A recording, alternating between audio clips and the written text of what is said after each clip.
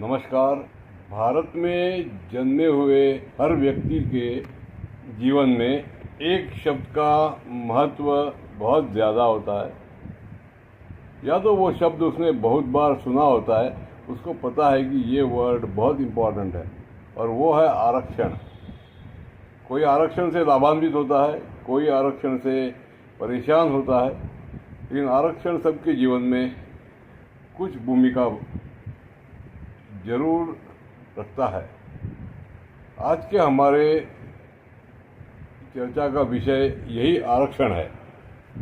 कोई भी चर्चा पहले एक विचार प्रश्न के रूप में शुरू होती है। हर एक के मन में कोई एक बिंदु से उसकी शुरुआत होती है, तब कोई प्रश्न उठता है, फिर वो प्रश्न कुछ और प्रश्नों को जन्म देता है, और ये प्रश्नोत्तरी जब आगे बढ़ती है तो एक विचार की श्रृंखला बनती है, जो एक विमर्श है जिसके बारे में हम आज बात करेंगे। तो मेरे साथ क्योंकि आरक्षण ये शब्द और आरक्षण के विषय में बहुत सारे पहलू ये हम बचपन से देखते सुनते आए हैं, आंदोलन देखे हैं, लेकिन हर एक व्यक्ति का विचार करने का एक ऐसा बिंदु आता है कि जब वो उसके बारे में कुछ अलग से सोचना शुरू करता है। तो मेरे साथ ऐसा हुआ था, मैं वहीं से शुरू करूँगा। और कोई नई बात नहीं, हमारी हमेशा सोची हुई बात ही हमें कुछ अलग तरीके से दिखाई देने लगती है। जैसे आदरणीय छत्रपति शिवाजी महाराज का राज्याभिषेक। महाराष्ट्र में इस विषय पे बहुत गर्म चर्चाएं होती है कि शिवाजी महाराज जो थे, उनको जब राज्याभिषेक करना था तो ये कहा, बहुत से विफल लोग ब्राह्मणों को गालियाँ देते हैं कि उन्होंने शिवाजी महाराज को क्षत्रिय कहने से इनकार किया। अभी इसलिए गागा भट्ट जो काशी के ब्राह्मण थे, वो यहाँ आए और उन्होंने ये सिद्ध किया कि ये क्षत्रिय हैं, और फिर उनका राज्याभिषेक कराया, वगैरह वगैरह। ये बातें तो हमने हमेशा सुनी हुई होती थी। अब मुद्दा ये है कि क्यों ज़रूरत पड़ी। शिवाजी महाराज जैसे महान पराक्रमी और मतलब बहुत आदर्श गुणों से भरा हुआ ये व्यक्तित्व, जब उनको राज्याभिषेक करना है तो उनके क्षत्रिय होने की ज़रूरत ये खाली ब्राह्मणों को नहीं पड़ी, पूरे समाज के लिए ज़रूरी था कि वो उनको स्वीकारे, और वो तब स्वीकारेंगे जब ये क्षत्रिय होंगे। यहाँ के जो क्षत्रिय जो आज गालियाँ देते हैं ब्राह्मणों को, उनका भी उस वक्त भी यही कहना था कि ये क्षत्रिय है इसलिए वो बने, मतलब क्षत्रियों को ही राज्य करने का अधिकार है। ये बात अधोरेखित हो जाती है। अब मेरा विचार यहीं से शुरू हो गया। तो ये क्या था, चलो उसके थोड़ा पहले देखते हैं। जो वो यादव वंशीय यहाँ के जो देवगिरी के राजा थे, जो कि महाराष्ट्र की आखिरी राज परंपरा थी जिसको कि खिलजी ने परास्त किया, वो कौन थे? क्षत्रिय थे। फिर ये पृथ्वीराज चौहान कौन था? क्षत्रिय था। मतलब ये तब से, उसके पहले भी थोड़ा होगा, लेकिन क्षत्रिय राजा होगा, राजपूत राजा होगा। ये सारे के सारे राजा राजपूत हैं। और फिर शिवाजी महाराज का वंश, भोसले वंश, सिसोदिया वंश से जोड़ा गया, वो राजपूत थे, ये राजपूत है, मतलब क्षत्रिय ही राजा बनेगा, ये मान्यता थी। अब इसको हम क्या कहें? क्षत्रिय राजा बनेगा, ब्राह्मण या तो पौरोहित्य करेगा या फिर विद्यादान का कार्य करेगा। ये दो ही कार्य करता था ना, तो मतलब वो वही करेगा, वो वही करेगा।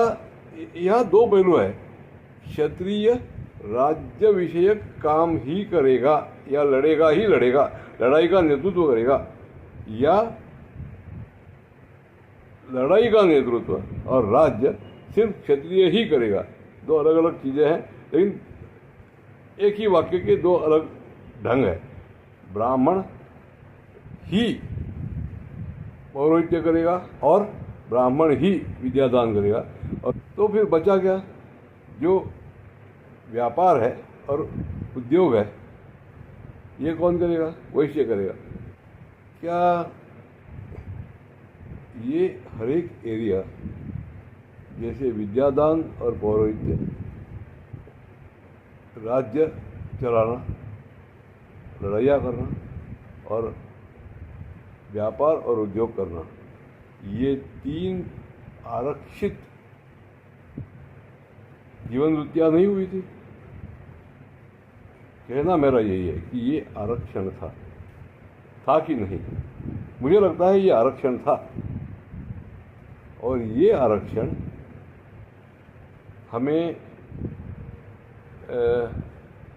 विरासत में मिला था 1947 तक। ये वृत्ति बड़े थोड़ा, जो कहते हैं ना कि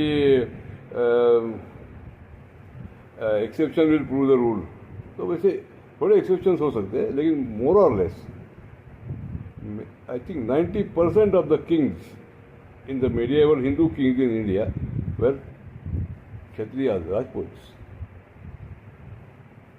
फिर थोड़े वो ट्राइबल किंग्स वगैरह होंगे। तो ट्राइबल समाज को हम अगर दूर करें तो मेन हिंदू समाज में क्षत्रिय राजा बनते थे। अभी एक तरफ हम ये देखते हैं, और ये बिल्कुल दृढ़ ऐसा पार्टीशन हम देखते हैं जो कि आरक्षण ही है, राजा यही बनेगा। जब आज के आरक्षण की हम बात करते हैं तो आरक्षण, अगर ये पुराने ज़माने का मध्य युग का आरक्षण था तो वो कितना अच्छा रहा। मैं ये इसलिए कह रहा हूँ क्योंकि यहाँ दो अलग चीज़ें मुझे लगती है। एक है जाति व्यवस्था थी कि नहीं, बहुत लोगों को इसमें सवाल है, और मुझे भी इसके बारे में ये कहना बड़ा मुश्किल है कि जाति व्यवस्था किस तरीके की थी, और अंग्रेज़ों ने हमारे इतिहास में क्या गलतियाँ दिखाई है कि अभी हम ये मान चले कि जाति व्यवस्था थी और ख़राब थी।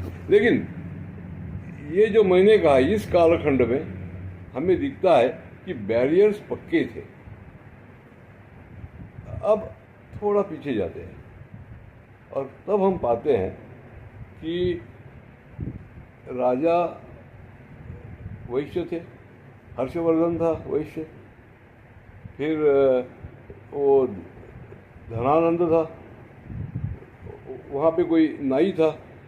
मतलब देखिए, बहुत ही अलग अलग मिलते हैं। उस वक्त पूरे भारत का राज्य जिसने संभाला, पहला सम्राट तो चंद्रगुप्त मौर्य, ये तो ट्राइबल था।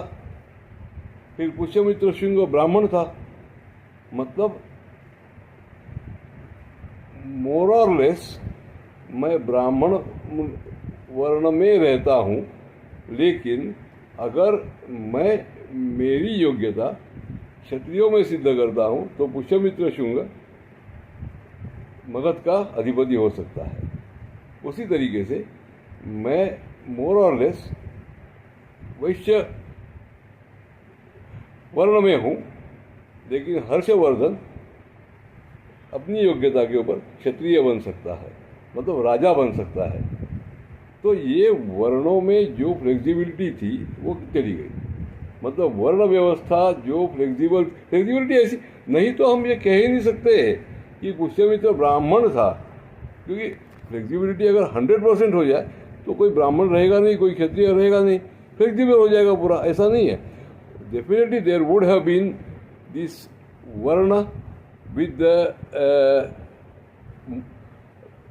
loosely connected clan type thing कि ये ब्राह्मण वर्ण है। ब्राह्मण वर्ण का कोई भी आदमी दूसरे वर्ण का काम कर सकता है, उसकी अगर काबिलियत है तो। ये सबसे अच्छा उदाहरण था, क्योंकि एक ही वर्ण में होकर आगे बढ़ना उसके फायदे ज़रूर है, क्योंकि आपका ज्ञान जो है वो पीढ़ी दर पीढ़ी आपके घराने में चलता है। जैसे ब्राह्मणों के घरानों में चलेगा, क्षत्रियों के घरानों में चलेगा, वैश्यों के घराने में चलेगा। तो इसके फ़ायदे लेते हुए अगर कोई उसका आईक्यू किसी और चीज़ में है तो वहाँ भी जा सकता था। इतनी फ्लेक्सिबल, इतनी आदर्श व्यवस्था हमारे यहाँ थी। और ये हमारे राजाओं का जो कुल है, या तो हमारे ऋषियों का जो कुल है, कि जिनकी ऊंचाई हम वेदों में देखते हैं, वो सारे ब्राह्मण नहीं थे। मनुस्मृति वाला मनु भी क्षत्रिय था, जिसके लिए ये ब्राह्मणों को बहुत दोष देते हैं हमारे विफल लोग। कहना यह है कि एक फ्लेक्सिबल वर्ण व्यवस्था से हम आरक्षित वर्ण व्यवस्था में पहुंच गए। परिणाम क्या हो गया? अगर एक छोटा सा, जो मुझे लगता है कि ये जो फ्लेक्सिबल वर्ण व्यवस्था जो कि समाज को पूरक और पोषक थी, उसके चलते अलेक्जेंडर जैसा पूरे दुनिया को जीतने की क्षमता रखने वाला सेनानी उस समय के भारत की सीमा से ही लौट गया। उसने यहाँ पे कुछ भी तबाही नहीं बचाई। और जब ये वर्ण व्यवस्था, बैरियर्स पक्के हो गए थे जन्म के आधार पर, और मतलब आरक्षण हो गया था, तब क्या हुआ कि बाबर जैसा भगोड़ा भी यहाँ पे आके हरा के गया, हरा के यहीं पे रुक गया। सारे के सारे मुसलमान आक्रमण जब हुआ तब तक मोर और लेस ये बैरियर्स पक्के हो गए थे। तो हुआ क्या? आरक्षण के बाद हम हारे।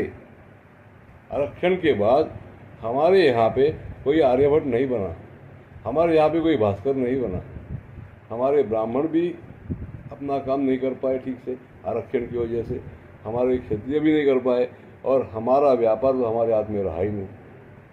तो ये सारी चीज़ें आरक्षण की वजह से हुई। तो फिर सवाल ये उठता है कि आरक्षण अच्छा था या खराब था?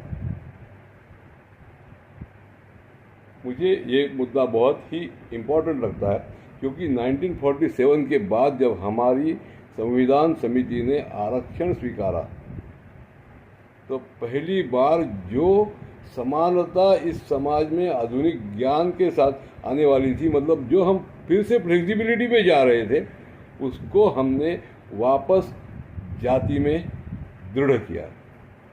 उसका फ़ायदा हमें होगा कि नहीं होगा? पिछला अनुभव ये कहता है कि उसका फ़ायदा हमें नहीं होगा। और 70 साल के बाद अगर हमारे यहाँ पे सरकार ने कोई भी सूची ये जाहिर नहीं की है कि फलाना number of people were eligible for reservation in 1950, out of which so many families and so many people have been excluded because of their economic and educational and social strata in development in last 70 years. Number बताएं, ये number हर साल produce होने चाहिए थे। आप reservation का दायरा बढ़ा रहे हैं, रिजर्वेशन से कोई बाहर ही नहीं आ रहा है। ये कैसे हो सकता है? मुझे लगता है कि हमें इस बारे में और ठीक से सोचना पड़ेगा। धन्यवाद।